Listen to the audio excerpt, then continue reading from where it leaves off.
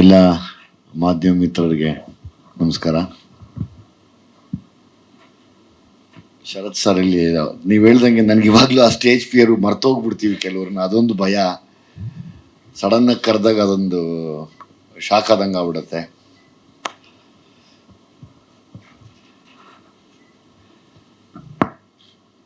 ಮೊದಲನೇದಾಗಿ ನಾನು ಡೈರೆಕ್ಟರ್ ಬಗ್ಗೆ ಮಾತಾಡ್ತೀನಿ. ನಾನಿವತ್ತು ಈ ಮಟ್ಟಕ್ಕೆ ಒಂದು ಲೆವೆಲ್ ಆಫ್ ಡಿಸಿಪ್ಲಿನ್ ಕಲ್ತಿದ್ದೀನಿ ಅಂದರೆ, ಒಂದು ಲೆವೆಲ್ ಅಲ್ಲ, ಡಿಸಿಪ್ಲಿನ್ ಕಲ್ತಿದ್ದೀನಿ ಅಂದರೆ ಅದು ಅವರು ಕೂಡ ಅದಕ್ಕೆ ಸಾಕ್ಷಿಯಾಗಿ ನಿಂತು ನನಗೆ ಅದನ್ನು ಹೇಳ್ಕೊಟ್ಟಿದ್ದಾರೆ.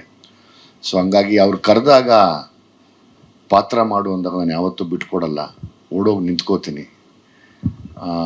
ನಾನು ಎಸ್ ನಾರಾಯಣ್ ಸಾರು, MS ರಮೇಶ್ ಸಾರು, ಓಂ ಪ್ರಕಾಶ್ ಸಾರು, ಅವರೆಲ್ಲ ಆ ಒಂದು ರವಿ ಶ್ರೀವತ್ಸ ಅವರೆಲ್ಲ ಅವರೊಂದು ಕ್ಯಾಟಗರಿ ಆಫ್ ಮಾಸ್ ಆದರೆ ಇವರೊಂದು ಕ್ಯಾಟಗರಿ ಆಫ್ ಕ್ಲಾಸ್ ಇವರು. ಸೊ ಹಂಗಾಗಿ ಅವರ ಡಿಸಿಪ್ಲಿನ ನಾನು ಇವತ್ತಿಗೂ ಕೂಡ ಬೆಳಿಗ್ಗೆ ಎದ್ದು 7 ಗಂಟೆ 7:30 ಒಳಗಡೆ ಒಂದು ಫಸ್ಟ್ ಶಾಟ್ ತೆಗಿಬೇಕು ಅಂದರೆ ಅದಕ್ಕೆ ಅವರೇ ಕಾರಣ. ಈ ಸಿನಿಮಾ ಮಾಡೋ ಉದ್ದೇಶನೇ ಒಂದಿತ್ತು, ಏನಂದರೆ ಸಿನಿಮಾ ಬಹುಶಃ ಬಂದಮೇಲೆ ಗೊತ್ತಾಗ್ಬೋದು ಯಾಕಿದನ್ನು ಇಷ್ಟೆಲ್ಲ ಮಾತಾಡಿದ್ರು ಅಂತ. ಇವತ್ತಿನ ಯುವ ಪೀಳಿಗೆ ಏನು ಈ ಫೋನು, ಇಂಟರ್ನೆಟ್ಟು, ಸೈಬರ್ ಕ್ರೈಮು ಇದರ ಮಧ್ಯೆ ತಮಗೆ ತಾವೇ ಎಲ್ಲೋ ತಗಲಾಕೊಂಡು ಲೈಫ್ನ ಹಾಳು ಮಾಡ್ಕೋತಾ ಇರೋವಂಥ ಒಂದು ವಿಶೇಷವಾದ ವಿಷಯನ ತುಂಬ ಸೂಕ್ಷ್ಮ ರೀತಿಯಲ್ಲಿ ಹೇಳುವಂಥ ಒಂದು ತುಂಬ ಒಳ್ಳೆ ಕತೆ ಇದು. ಹಂಗಾಗಿ ನಾನು ಸಾರ್ ಹೇಳಿದಾಗ ನನಗಿಷ್ಟ ಆಯಿತು. ಯಾಕೆಂದರೆ ನನ್ನ ಪಾತ್ರನ ಅವರು ಅಷ್ಟೇ ಅಚ್ಚುಕಟ್ಟಾಗಿ ನೀಟಾಗಿ ಕರ್ಕೊಂಡೋಗಿ ಅದಕ್ಕೆ ಎಷ್ಟು ನ್ಯಾಯ ಸಿಗಬೇಕೋ ಅಷ್ಟು ನ್ಯಾಯ ಸಿಗಿಸಿದ್ದಾರೆ. ಹಂಗಾಗಿ ನಿಮಗೆ ಹ್ಯಾಟ್ಸ್ ಆಫ್. ನಾನು ಯಾವಾಗಲೂ ನಿಮ್ಮ ಕೈಯಲ್ಲಿ ಒಂದು ಪಾತ್ರ ಅಂತ ಕೊಟ್ಟರೆ ಅದನ್ನು ತುಂಬ ಚೆನ್ನಾಗಿ ಮುದ್ದಾಗಿ ರೆಡಿ ಮಾಡ್ತೀರಾ. ಹಂಗಾಗಿ ನಾನು ಯಾವಾಗಲೂ ನಿಮ್ಮ ಸ್ಟೈಲ್ ಆಫ್ ವರ್ಕ್ಗೆ ಚಿರಋಣಿ ಆಗಿರ್ತೀನಿ. ನಿಮಗೆ ತುಂಬ ಒಳ್ಳೆಯದಾಗಲಿ. ನಾನು ತುಂಬ ಚಿಕ್ಕವನಾದರೂ ಕೇಳ್ಕೊತೀನಿ. ಅದು ಬಿಟ್ಟರೆ ಮಂಜಣ್ಣ ಅವ್ರ ಬಗ್ಗೆ ಏನು ಹೇಳಲಿ ನಾನು. ಅವರು ರಮೇಶ್ ಯಾದವ್ ಸೇರಿಕೊಂಡು ಒಂದು ಸೈಟ್ ತೊಗೊಂಡಿದ್ದಾರೆ ಬೃಂದಾಗೆ ಮತ್ತು ಅವ್ರ ಮಗನಿಗೆ. ಆ ಸೈಟಲ್ಲಿ ಇಂಜಿನಿಯರ್ ಅಂತ ಎಸ್ ನಾರಾಯಣ್ ಸಾರ್ ಇಟ್ಟವ್ರೆ, ಕೂಲಿಯವರಂತೂ ನಮ್ಮನ್ನೆಲ್ಲ ಕರೆದವ್ರೆ. ನಾವೆಲ್ಲ ಕೂಲಿ ಕೆಲಸ ಮಾಡ್ಬಿಟ್ಟು ಬಂದ್ಬಿಟ್ಟಿದ್ದೀವಿ ಹೊರಗಡೆಗೆ. ಈಗ ಒಂದೇ ಆಸೆ, ಎಲ್ಲ ಶ್ರದ್ಧೆಯಿಂದ ಮಾಡಿದ್ದೀವಿ. ಎಸ್ ನಾರಾಯಣ್ ಸರ್ ತುಂಬ ಶ್ರದ್ಧೆಯಿಂದ ಇಂಜಿನಿಯರಿಂಗ್ ಕೆಲಸ ಮಾಡಿದ್ದಾರೆ. ಯಾವಾಗಲೂ ನಾವು ಬಯಸೋದು ಒಂದೇ, ಸಿನಿಮಾ ದೊಡ್ಡ ಬಜೆಟ್ಟು, ಮಿಡ್ಲ್ ಬಜೆಟ್ಟು, ಕೊನೆ ಬಜೆಟ್ಟು ಅನ್ನೋದಿಲ್ಲ, ಕಂಟೆಂಟ್ ಅನ್ನೋದೇ ದೊಡ್ಡ ಬಜೆಟ್ಟು ನಮಗೆ. ಸೊ ಹಂಗಾಗಿ ತುಂಬ ಫ್ಯಾಮಿಲಿಗಳು ಬಂದು ನೋಡೋವಂಥ ಮತ್ತು ಸುಮಾರು ನೊಂದಿರೋ ಹೆಣ್ಮಕ್ಳಿಗೆ ಪ್ರತಿನಿಧಿಸುವಂಥ ಒಂದು ವಿಶೇಷವಾದ ಪಾತ್ರನ ನಮ್ಮ ಬೃಂದ ಮಾಡಿದ್ದಾರೆ. ಅದಕ್ಕೆ ಹೇಳ್ಬೋದಲ್ವ, ತೊಂದರೆ ಇಲ್ಲ ಅಣ್ಣ. ಅದಕ್ಕೆ ಹೋಲುವಂಥ ಒಂದು ಹೀರೋ ಪಾತ್ರ ಅಂದರೆ ಒಬ್ಬ ಪ್ರೀತಿ ಮಾಡೋ ಹುಡುಗ ಹೇಗೆಲ್ಲ ಪ್ರೀತಿ ಮಾಡ್ತಾನೆ ಆನೆಸ್ಟಾಗಿ ಅನ್ನೋದಕ್ಕೆ ಈಗಾಗಲೇ ನಾನು ಸಾಂಗಲ್ಲಿ ನೋಡಿದೆ.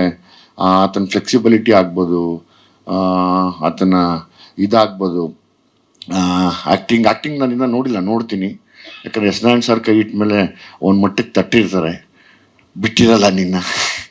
ಬಹುಶಃ ನೆಕ್ಸ್ಟ್ ಸಿನಿಮಾ ಇನ್ನೂ ಇಂಪ್ರೂವ್ ಆಗಿಬಿಟ್ಟಿರ್ತೀಯ. ಸೊ ಹಂಗಾಗಿ ಅದನ್ನು ನಾನು ತುಂಬ ಇಷ್ಟಪಡ್ತೀನಿ. ಆಮೇಲೆ ಅದೇ ಮಾಮೂಲಿ ಇವರು ನಮ್ಮ ಮಂಜಣ್ಣ ಅವ್ರದ್ದು ಏನಿಲ್ಲ, ಒಂದು ಸೈಟ್ ತೊಗೊಂಡ್ರು, ಅದಪ್ಪ GP ರಿಜಿಸ್ಟರ್ ಮಾಡ್ಕೊಟ್ಟಿದ್ದಾರೆ, ಕರೆಕ್ಟಾಗಿ ಹೇಳೋದನ್ನ.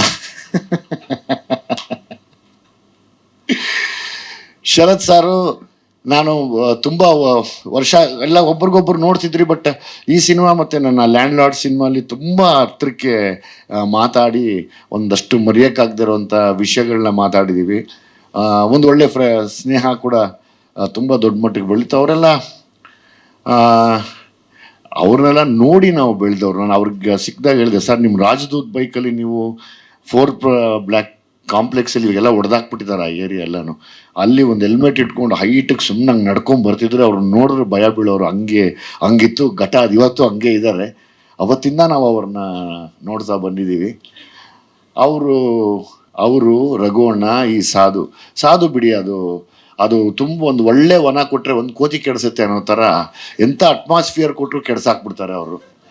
ಸೊ ಹಂಗಾಗಿ ಏನೂ ಮಾಡೋಕ್ಕಾಗಲ್ಲ. ಅವ್ರನ್ನ ಸೆಟ್ಟಲ್ಲಿ ಹಂಗೆ ಮಾಡೋರು. ಎಷ್ಟು ಸೀರಿಯಸ್ಸಾಗಿ ಅಣ್ಣ ಏನೋ ಹೇಳಕ್ಕೆ ಬಂದರೆ ಅಲ್ಲಿರೋ ನಗಿಸ್ಬಿಟ್ಟಿರೋರು. ನಾನು ಕಂಟ್ರೋಲ್ ಮಾಡ್ಕೊಂಡು ಈ ಕಡೆ ಹೋಗ್ಬಿಡ್ತಾ ಇದ್ದೆ. ಸಾರ್ ಬೈಯೋರು, ಬೈದು ಬಿಡೋರು. ಹಂಗೆ ಅವರು ಎಲ್ಲರಿಗೂ ಪ್ರೀತಿ ಪಾತ್ರರು ಅವರವ್ರು ಇದ್ದರೆ.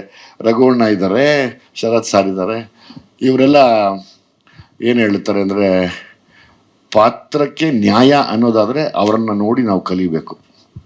ಒಂದು ಪಾತ್ರ ಕೊಟ್ಟರೆ ಅದಕ್ಕೆ ನ್ಯಾಯ ಒದಗಿಸಿ. ಯಾಕೆ ನಾನು ಇನ್ನೂ ಕಲಿತಾ ಇದ್ದೀನಿ, ಅಭಿನಯ ಕಲಿತಾ ಇದ್ದೀನಿ, ನಿರ್ದೇಶನ ಕಲಿತಾ ಇದ್ದೀನಿ, ಎಲ್ಲವನ್ನೂ ಕಲಿತಾ ಇರೋ ಸಮಯದಲ್ಲಿ ಇವ್ರನ್ನೆಲ್ಲ ನೋಡಿ ನಾವು ಕಲಿಬೇಕು. ಯಾಕಂದರೆ ಅವ್ರು ಎಷ್ಟೇ ವರ್ಷ ಯಾವುದೇ ಪಾತ್ರ ಮಾಡಿದ್ರು ಆ ಪಾತ್ರ ತಾನಾಗಿ ಇಳಿದು ಬಂದು ಆಡಿಯನ್ಸ್ ಎದೆಯಲ್ಲಿ ನಾಟ್ಕೊಳಂಗಿರುತ್ತೆ. ಆ ಒಂದು ಏನು ಬೇಕಾದ್ರೂ ಹೇಳ್ಬೋದು, ಆ ಒಂದು ಶಕ್ತಿ, ಆ ಒಂದು ಚಾತುರ್ಯತೆ, ಅಥವಾ ಆ ಒಂದು ಗೊತ್ತಿರೋದು ಅವ್ರಿಗೆ ಗೊತ್ತಾ. ಸೀಕ್ರೆಟ್ ನಮ್ಗೆ ಹೇಳ್ತಾರ ಇಲ್ವೋ ಗೊತ್ತಿಲ್ಲ, ನಿಧಾನಕ್ಕೆ ಕೇಳಬೇಕು ಹೆಂಗೆ ಸಾರ್ ಅಂತ. ಅಂದರೆ ಅಷ್ಟು ಪವರ್ಫುಲ್ಲಾಗಿ ಆ್ಯಕ್ಟ್ ಮಾಡ್ತಾರೆ.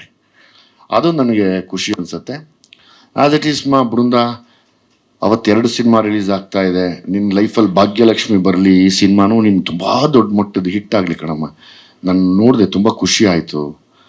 ನೀನು ಡ್ಯಾನ್ಸ್ ಮಾಡಿ ನನಗೆ ಅದ್ಯಾವುದು ಎಲ್ಲ ಮುಂದೆ ಮಾಡಿದ್ರೆ ಎಲ್ಲಮ್ಮನ ಮೊಮ್ಮಗಳಿದ್ದಂಗೆ ಇದೆಯಾ, ಮೈ ಮೇಲೆ ಬಂದಂಗಿದೆ ಎಲ್ಲಮ್ಮ. ಖುಷಿ ಆಯಿತು ನೋಡಿ ನನಗದು. ಇದೇನಪ್ಪ ಈ ಹುಡುಗಿ ಇಷ್ಟು ಚೆನ್ನಾಗಿ ಡ್ರೆಸ್ ಮಾಡ್ಕೊಂಬಂದು ಎಲ್ಲಮ್ಮ ಹಿಂಗೆ ಬಂದ್ಬಿಡ್ತಲ್ಲ ಅಂತ. ಸೊ ಹಂಗಾಗಿ ಅವತ್ತಿಂದ ಈ ಕನ್ನಡದಲ್ಲಿ ನಾವೆಲ್ಲ ನಟ ನಟಿಯರು ಅಷ್ಟೇ ಎಲ್ಲ ಕಷ್ಟಪಟ್ಟು ಬಂದಿರ್ತೀವಿ. ಈವನ್ ಮಂಜು ಅವ್ರ ಮಗ ಕೂಡ ಆಗ್ಬೋದು, ಕಷ್ಟಪಟ್ಟು ಬಂದಿದ್ದಾರೆ. ನಿಮ್ಗೆ ಯಾವುದು ಬ್ಯಾಕ್ಗ್ರೌಂಡ್ ಇಲ್ದಿರ ಬಂದಿರ್ತೀಯ ಕಣಮ್ಮ. ತುಂಬ ದೊಡ್ಡ ಮಟ್ಟದ್ದು ನಿನಗೆ ಬ್ರೇಕ್ ಸಿಗಲಿ ಲೈಫಲ್ಲಿ. ಆ ದೇವ್ರು ಎಲ್ಲಮ್ಮ ಕಾಪಾಡಲಿ.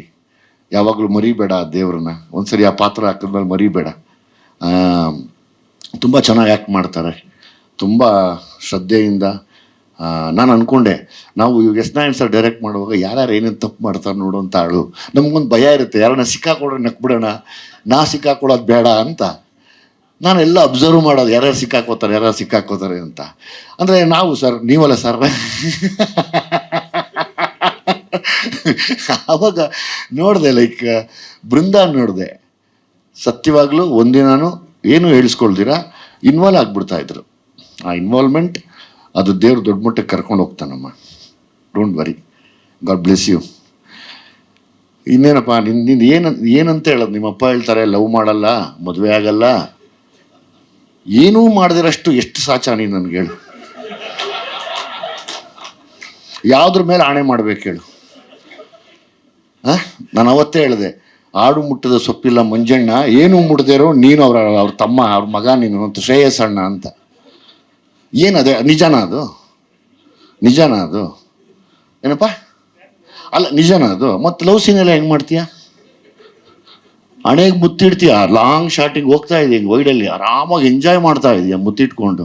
ಇದಕ್ಕಿನ್ನ ಇನ್ನೇನು ಬೇಕು? ನಿಮ್ಮ ಅಪ್ಪಂಗೆ ಎಷ್ಟು ಮಿಸ್ಗೈಡ್ ಮಾಡ್ತಾ ಇದೀಯ ನೀನು.